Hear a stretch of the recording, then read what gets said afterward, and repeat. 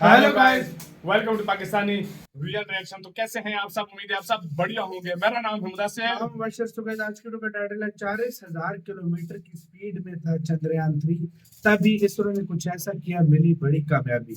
मतलब 40,000 kilometre speed है वाली भाई, इतनी स्पीड से वो मतलब शायद ऑर्बिट कर रहा है।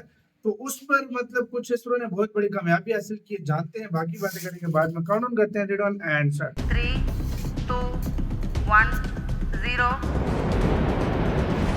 दोस्तों, भारतीय अंतरिक्ष अनुसंधान संगठन यानी इसरो का तीसरा मून मिशन चंद्रयान 3 धमाल मचाए पड़ा है, जो इस वक्त 42 दिनों के चंद्रमा के मिशन पर है। और दोस्तों, इतनी रफ्तार से वो चल रहा है कि कमांड्स में अगर थोड़ी सी भी गलती हो जाए तो फिर बड़ी दिक्कत पैदा हो सकती है। लेकिन चंद्रयान 3 ने दोस्तों अब ऐसी गुड न्यूज भारत को दे दी है कि पूरी दुनिया अब हैरान परेशान हो उठी है। और ऐसे में दोस्तों, आपके दिमाग में भी सवाल उठ रहा होगा कि चंद्रयान 3 इस वक्त कितनी रफ्तार से आगे बढ़ रहा है। उसे 10 दिन का वक्त गुजर चुका है। इस वक्त वो क्या कर रहा है और वो कौन सी जानकारी उसने इसरो को दे दी है जिससे अब नासा भी टकटकी लगा करके देख रहा है। क्योंकि दोस्तों, इसका रॉकेट तो पहले ही दिन अलग हो गया था, तो अब ये इतनी ज्यादा रफ्तार में कैसे आगे बढ़ रहा है और उसकी स्पीड को इसरो कंट्रोल कैसे कर रहा है। चांद पर उतरते वक्त इस बार इसरो ने वो कौन सी सीक्रेट तकनीक इसके अंदर लगाई है जिस पर सारी दुनिया की नजरें टिकी हुई हैं। और दोस्तों, चंद्रयान 3 के propulsion मॉड्यूल में कौन सा ईंधन इस बार भरा गया है और वो लगातार फायर कैसे हो रहा है। सोचिए दोस्तों, अगर वो जरा सी देर और फायर हो जाए तो फिर क्या हो सकता है। तो दोस्तों, भारत की रॉकेट और यान से जुड़ी ये तमाम जानकारी मैं आपको बताने वाला हूं, क्योंकि अब तगड़ा धमाल मचने जा रहा है। लेकिन उससे पहले दोस्तों, आपको इस चंद्रयान 3 को लेकर के ताजा अपडेट्स मैं आपको बता देता हूं, क्योंकि 25 जुलाई को ही सबसे बड़ा गेम होने वाला है। मतलब दोस्तों, अब जो चंद्रयान 3 धरती से 71,000 किलोमीटर की दूरी पर मौजूद है, वो अब 1 लाख किलोमीटर की दूरी को पार करके चला जाएगा। और इसके बाद होगा सिंगल शॉट मिशन, जो इसे चांद की हाईवे पर डाल देगा। लेकिन दोस्तों, इस दौरान ना पेट्रोल और ना डीजल, तो अब किस ईंधन से चल रहा है चंद्रयान 3, किस फ्यूल से बनी हुई है 40,000 किलोमीटर प्रति घंटे की रफ्तार।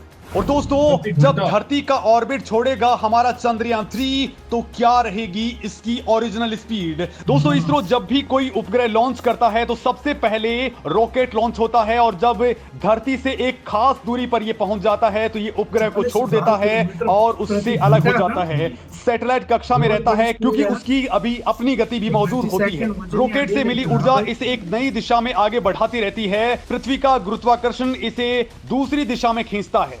गुरुत्वाकर्षण और संवेग के बीच ये संतुलन सैटेलाइट को पृथ्वी के चारों ओर चक्कर लगाने में मदद करता है। इसे अगर एग्जाम्पल के तौर पर आप समझें तो ये बिल्कुल वैसा ही है जैसा आप किसी पत्थर या गेंद को धागे से बांधकर उसे घुमाने लगते हैं। संवेग के कारण गेंद आपकी अंगुली के चारों ओर घूमती है, और इसके अलावा इस पर एक और बल लग रहा होता है। ये बल लगता है रस्सी के द्वारा, जो गेंद को आपकी अंगुली से बांधे रखती है।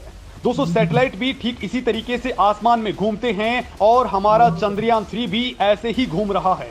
रॉकेट से मिली ऊर्जा के संवेग से वो चारों ओर घूम रहा होता है, और पृथ्वी के गुरुत्वाकर्षण की वजह से ये बंधा हुआ भी रहता है, और यही दोस्तों उसे पृथ्वी की कक्षा से बाहर निकलने नहीं देता। दोस्तों, पृथ्वी के निकट परिक्रमा करने वाले उपग्रहों को पृथ्वी के गुरुत्वाकर्षण का खिंचाव महसूस होता है। दोस्तों, इस दौरान इंटरनेशनल स्पेस स्टेशन पृथ्वी के चारों ओर 400 किलोमीटर की हाइट पर परिक्रमा कर रहा होता है, और इसकी स्पीड होती है 27,590 किलोमीटर प्रति घंटा। इसकी तुलना में दोस्तों, ट्रैकिंग और रिले सैटेलाइट्स की बात करें तो ये सैटेलाइट्स करीब 35,400 किलोमीटर से ज्यादा ऊंचाई वाले ऑर्बिट में चक्कर लगाते हैं। वो भी दोस्तों अपनी उच्च कक्षा को बनाए रखने के लिए थोड़ी धीमी गति से, यानी कि 10,780 किलोमीटर प्रति घंटे की रफ्तार से चारों ओर चक्कर लगाते हैं। और अब दोस्तों, जो यान दूसरे ग्रहों पर जाते हैं, उनकी पृथ्वी के गुरुत्वाकर्षण से पार पाने के लिए ज्यादा रफ्तार वाले रॉकेट्स की जरूरत महसूस होती है।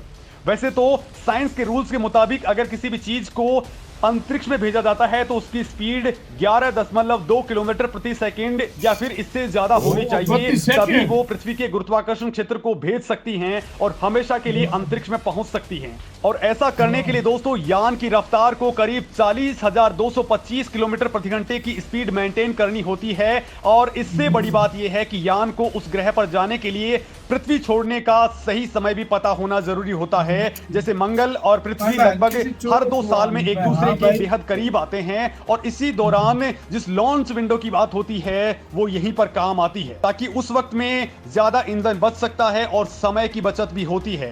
अब दोस्तों हम बात करते हैं हमारे चंद्रयान 3 की, जिसके लिए इसरो ने पूरा का पूरा टाइम टेबल सेट किया हुआ है। और जो जानकारी मैं दोस्तों आपको बताने वाला हूं वो जानकारी आपके लिए भी बेहद खास है, क्योंकि चंद्रयान 3 को ले जाने वाले 3 स्तरीय रॉकेट LVM-3 रॉकेट की ऊंचाई 43 मीटर होती है और दोस्तों रॉकेट का वजन 642 टन का था। दोस्तों इस रॉकेट के फर्स्ट स्टेज में सॉलिड फ्यूल तो सेकंड स्टेज में लिक्विड फ्यूल भरा जाता है, तो वहीं तीसरे और फाइनल स्टेज में CE-20 क्रायोजेनिक इंजन इस्तेमाल किया गया है, जिसमें लिक्विड हाइड्रोजन और लिक्विड ऑक्सीजन का यूज किया जाता है। और दोस्तों इन सबको मिलाकर के ही रॉकेट के टैंक की क्षमता 27,000 किलोग्राम से ज्यादा होती है।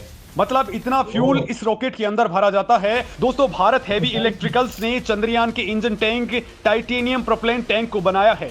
टाइटेनियम कम वजन वाली ज्यादा मजबूत धातु होती है, ज्यादा अंतरिक्ष अभियानों के अंदर इसी धातु का इस्तेमाल किया जाता है।